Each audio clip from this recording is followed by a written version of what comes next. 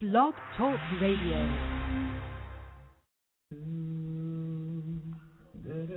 Why is Philadelphia called brotherly love? Why do Muslims be attracted to thugs?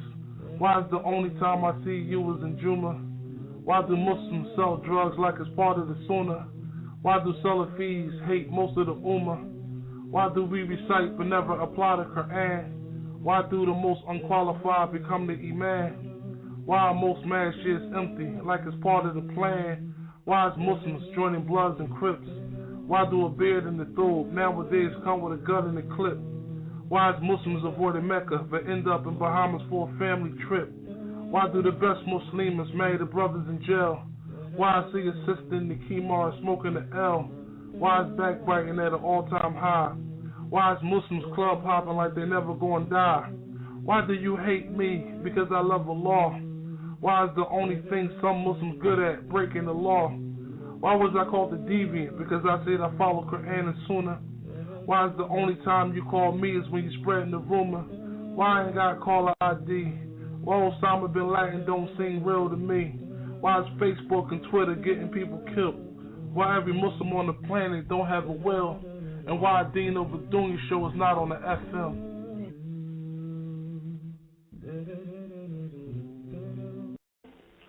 Our lives, our everyday lives, our work. We work 8 to 10 hours a day. Our job is such a position that our job, we cannot make salat. Or we tell ourselves we cannot make salat. Or we tell ourselves that we cannot make it to Jummah. Or we tell ourselves that we cannot dress properly. Or we tell ourselves all these excuses is the reason why we can't do what Allah and His Messenger has asked us to do as Muslims. Right? Right now, it seems like you have no choice. You have no option in the matter. You have to do what you have to do to feed your kids. You know, we tell ourselves that I have to sell drugs in order to take care of my family. We tell ourselves that I have to rob people, you know, in order to feed my family. I have to work in the strip club, take my clothes off. You know, this is what we tell ourselves. We tell ourselves that life is so frustrating that I have to smoke weed or I have to sniff cocaine in order to relieve the fitness and the tribulations of life. We tell ourselves that that sister has wronged me and I'm never going to speak to her again. And I know that 3 days is the Sunnah, but she did some things that I just can't forget. And the law will understand. We tell ourselves this. We tell ourselves all of these things. But you know, the reality that we're not telling ourselves, that one day we're going to stand before the Lord of the worlds, the Lord of creation. And ultimately, it's going to be in His decision whether we enter a hot, blazing furnace or whether we are allowed to make it to paradise. We don't tell ourselves that. We don't tell ourselves that we have an appointment. We don't tell ourselves that hellfire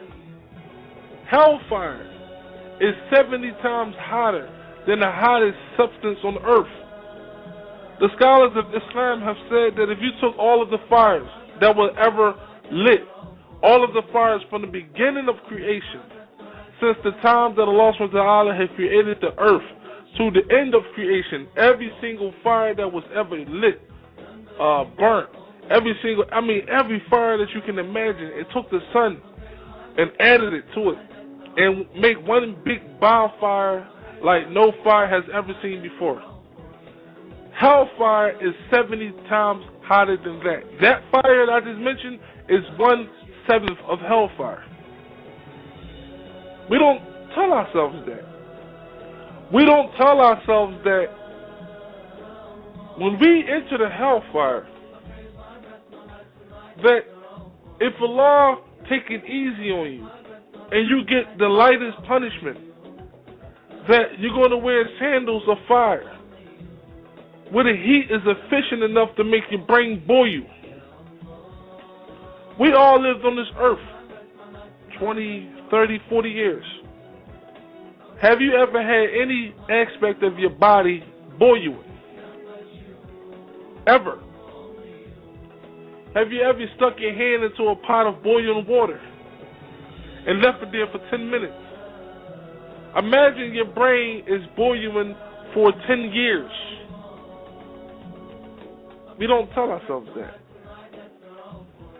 We don't tell ourselves that that's just the first level of hellfire.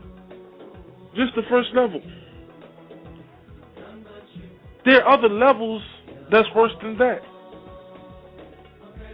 We don't tell ourselves that for the adulterer and for the fornicator, there are levels in hellfire that's so severe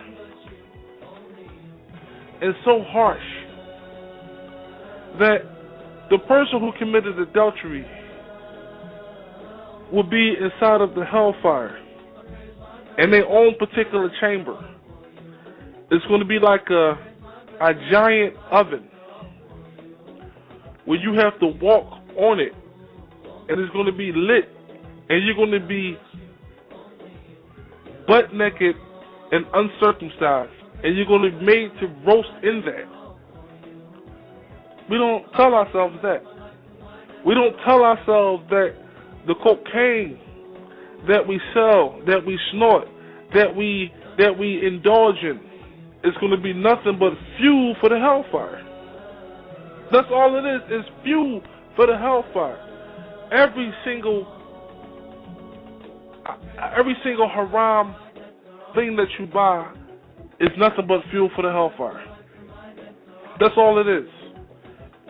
Just like when you add more coal to the fireplace, the fire gets hotter. The more things that you buy with the haram money, and the more things that you buy with the haram money that you earn, is just more things that's going to make the fire hotter for you. But we never thought about this. We never thought about that. We don't even remember when we was in the wombs of our mothers. And Allah subhanahu wa ta'ala have written down our life. We don't remember that. What we remember and what we know for a fact is that we definitely going to die. No one has no disagreements to that. There will never be a human being that will come forth that says, I'd like to put forth a debate that I might not die. No one is ever going to put forth that argument. So it's an unanimous decision that we all know that we're going to die. Yet, we live our lives like death is not on the agenda. We live our lives like we all don't have death in common. We live our lives that we're going to be here forever. We live our lives as if we don't know about paradise. The Muslim sister cannot wait for paradise so she can have La ilaha illallah written across her chest in light. No, she have to have tattoos here where they are haram. Where the Messenger of Allah says the female who gets tattoos or the male who gets tattoos is cursed by Allah subhanahu wa ta'ala. She can't wait till she gets to paradise.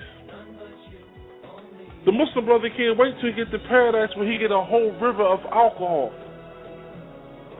that will never end, that he will have as long as his heart is content forever and ever and ever. He can't wait. He has to have alcohol now, right now, even though it's haram, even though it's invalidating his salat. These things he don't consider. What is it about this earth that make you think that you're going to be here for a while? What is it about this earth that tells you that you're going to be that one person that's just not going to go into the grave? That you're going to be that one person that's not going to stand before Allah subhanahu wa ta'ala and to be judged for your sins? That you're going to be that one person, that only human being